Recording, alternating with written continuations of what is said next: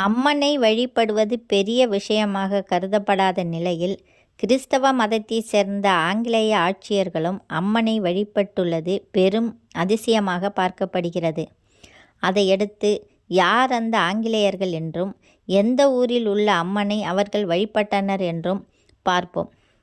காவேரி, பவானி, அமுதநதி என்னும் 3 ஆறுகள் கூடும் இடத்தில் புண்ணிய தலமாக பவானி சங்கமேஸ்வரர் கோயில் உள்ளது.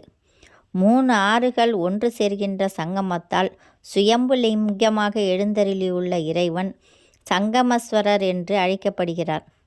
விஸ்வாமித்திர முனிவரால் காயத்ரி மந்திரம் கூறி பிரதிஷ்டை செய்யப்பட்டதால் காயத்ரி லிங்கேஸ்வரர் என்றும் கூறப்படுகிறார்.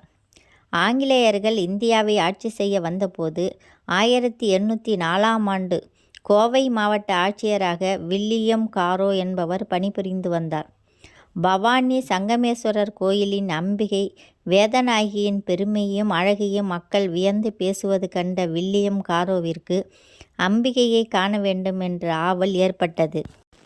முழு வீடியோவையும் பார்க்க கீழே உள்ள லிங்கை கிளிக் செய்யவும்.